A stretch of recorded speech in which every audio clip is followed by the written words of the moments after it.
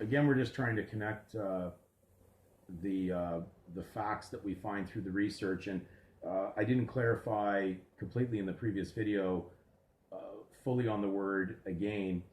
The reason I caught it so quickly in the past, but couldn't get my head around the explanation to do it within videos because I was concerned more of possibly offending the existing audience that consider themselves born again believers instead of set apart believers or other terminologies.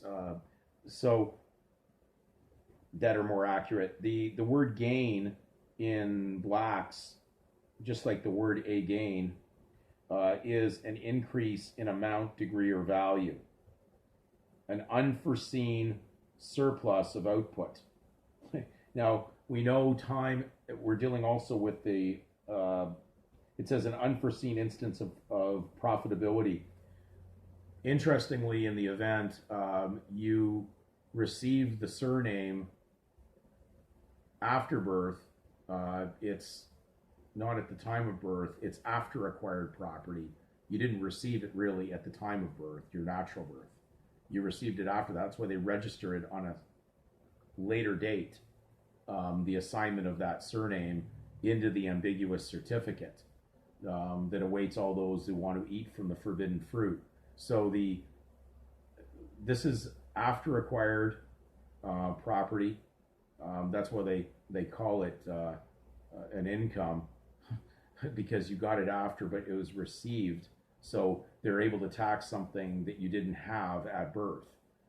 So time and unforeseen occurrence befall us all, according to Ecclesiastes, because the trouble that man can fall into, we didn't ask to be born in this sinful world. It just happened, and then we were born into what appears to be into this legal system that is there to deceive many. So in the word gain, that's why I catch it, because you'll always find in the court of law, they'll ask you about what gainful employment do you have when they're trying to collect money for a fine or a charge.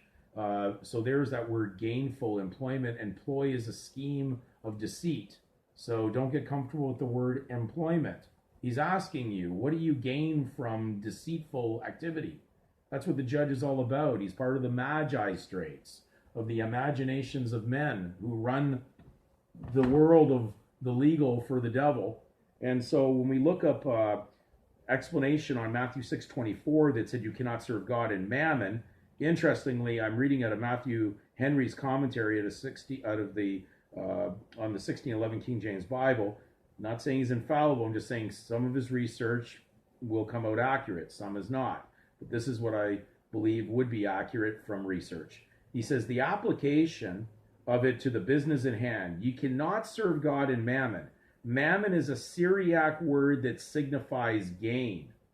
So whatever in this world is or is accounted by us to be gain is mammon. And he goes down all the things that could be mammon.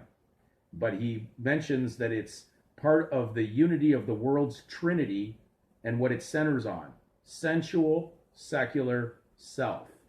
And that's what the surname represents, and that's what it represents: the body, corporate, the material lust, all the treasures you can accumulate under that.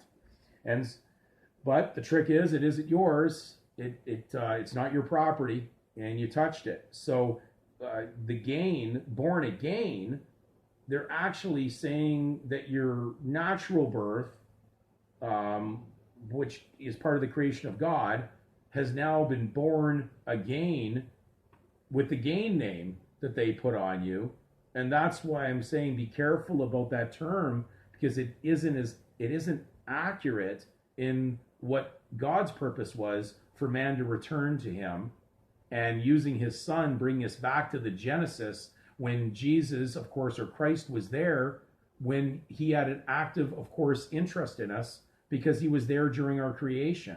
Let us make man in our image. So we're in the image of God. So we're being brought back to the Genesis, back to the beginning, before Adamic sin occurred and Satan and his evil and fiction and legalism basically contaminated the earth, which is now more known as the material world, the illusionary world of Satan.